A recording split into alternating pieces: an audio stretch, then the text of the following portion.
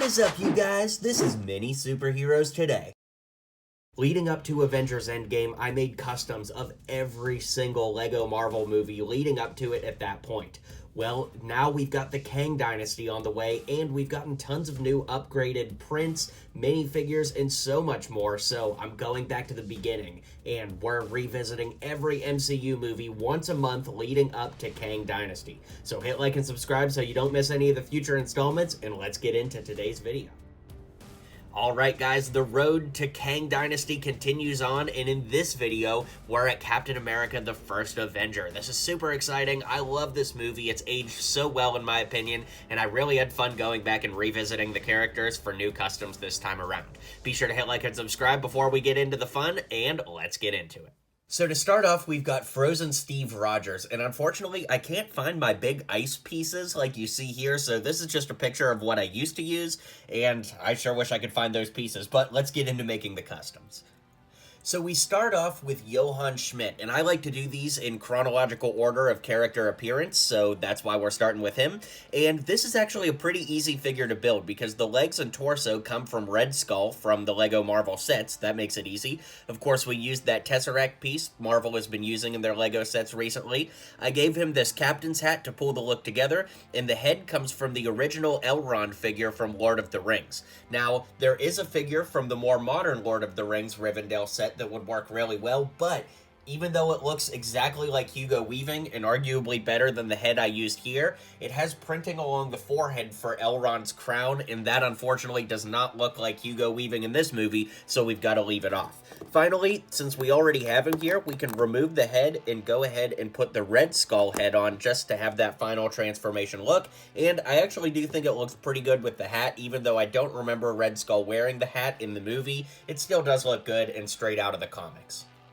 Here we've got pre-serum Steve Rogers. The torso comes from the Newsy character from the LEGO collectible minifigure series, and the legs are cool too with the little patch there, comes from the same place, and the head comes from young Obi-Wan as well as Steve Rogers from the Helicarrier UCS set. Of course, he's just got some regular strawberry blonde hair there to pull it all together. And I also want to give you another alternative look for when he's in the alleyway and he's fighting the bully.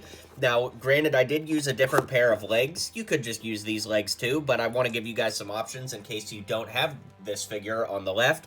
The torso is from Ross from Friends, the very first Central Perk set, and I gave him some short legs to tie it together. So there's two options to build pre-serum Steve Rogers. To build Howard Stark, I used the legs and torso from 2012 Bruce Wayne. It matches what we see on screen pretty well. The head does break the purist method. I used an eraser to take off the bottom part of Tony Stark's goatee because Howard doesn't have a goatee, he just has the mustache. However, if you don't want to break the purist method, I definitely think you could just use a Tony Stark head. Speaking of which, I used the hair from Tony Stark to finish it off. Up next, we have Dr. Erskine. I really love this character in the movie, and he reminds me of Yinsen from Iron Man, kind of the inspiring hero that kicks off our main superhero's journey.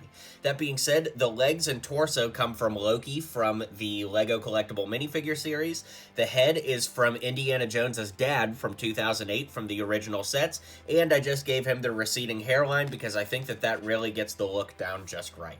Unfortunately, the new Indiana Jones dad head doesn't work quite as well as the old one, so I do recommend the old one over the new one if you can help it.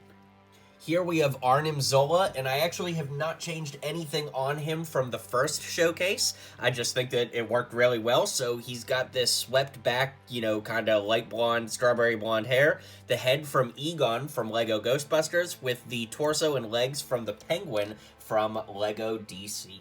Here we have Peggy Carter, and she wears lots of different outfits in this movie, one of which we'll talk about a little bit later, actually on our next figure. But I went ahead and went with the white blouse look, just because I think that it's one of the easier ones to replicate. Her red dress, she only wears it for a scene. Technically, she only wears this outfit for a scene too, but again, we'll talk about her military outfit on the next figure. That being said, to build what you see here, I used the head and hair from Captain Carter from the LEGO Marvel collectible minifigure series, with the torso from Elsa from LEGO Indiana Jones, and the skirt piece from 2015 Age of Ultron Scarlet Witch. Okay, so here we have Tommy Lee Jones from his appearance in the movie, and like I said, we were going to talk about Peggy Carter here as well. The torso that I used here is from the military guys from the Lego Toy Story set many, many years ago. Now, the thing is, if you got the set that this came in, you did get 4 of them, which is good, and I would recommend using this torso on any military character from this showcase, such as Peggy Carter, Bucky Barnes, but I assume that most people don't have that, so if you only had one and you wanted to try to make every character, I think it's best to use it on Tommy Lee Jones here. Speaking of which, I went ahead and used these khaki legs with tan hands. The head comes from Old Man Han Solo, and I gave him the gray receding hairline to tie it all off. Okay, so here we've got Steve Rogers after he gets the serum. I think that this is pretty accurate, and the torso comes from Beach Batman from the Lego Batman collectible minifigure series, with khaki legs, the head from Sam Flynn from the Tron set years ago, and the same hair we've been using. I actually think if we flip it around, the opposite head works pretty well for Chris Evans too, but yeah, I think that this is really great, and yeah, we'll keep moving on. Okay, here we've got the Star-Spangled Man with a Plan, Captain America, and I feel like you guys might hate me for this one because the shield I used is from the Comic-Con exclusive Captain America from years and years ago. So yeah, basically the hardest piece in this entire showcase to get is this shield, but he does kind of have that pointed shield in the movie, trying to stay purist, and technically it is the best option, even though I know not a lot of us are going to have it. So if you have a better recommendation, let me know in the comments down below. To build the rest of the figure, the torso is from the Mighty Micros Captain America with blue arms and red hands. The legs come from the original Sonic the Hedgehog from LEGO Dimensions, and the head comes from regular Captain America from the Avengers Assemble line of sets. Okay, so I did break the purist method for Bucky Rescue Captain America. What I did is I took the helmet from Zombie Captain America, and then I used wire cutters to cut the eye sockets out, and then I used sandpaper to file it down and make it look more like a military helmet instead of a Captain America mask. Let me know what you think. I know it breaks the purist method, but I do think it turned out pretty good in all honesty.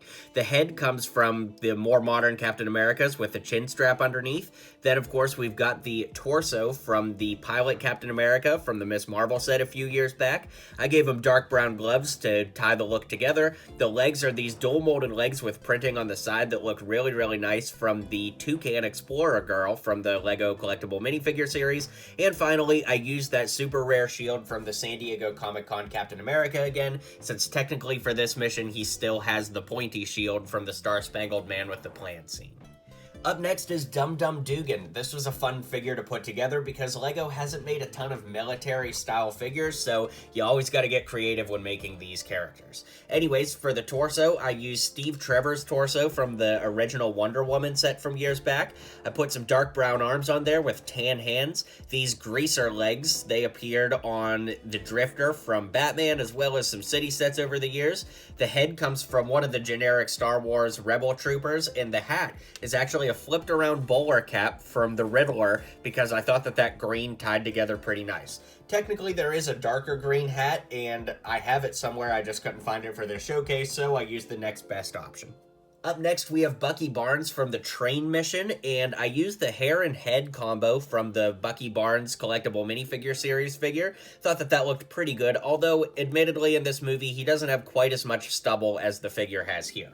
Regardless, for the torso, I used the Infinity War Bricktober pack, but of course I didn't give him the robotic arm, so I put a dark blue arm with black hand on there to match the other side that isn't the robotic arm.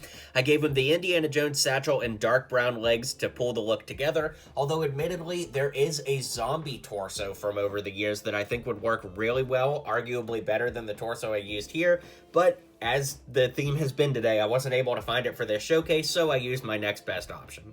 Here we've got World War II suit Captain America from the final battle. This one was pretty tricky to build, but I did my best, and let me know what you think in the comments. I used Woody's legs from Lego Toy Story so that you get brown boots with blue pants on top. I gave him a dark brown belt and the torso from Avengers Assemble Captain America, who you'll have because we already used that head on the Star-Spangled Man figure. Then I gave him the beat-up shield from Zombie Captain America, who you'll also have because you needed it for this helmet. I gave him white arms with dark brown gloves, the chin strap Captain America head that we used earlier, as well as the regular Captain America helmet to pull the look together.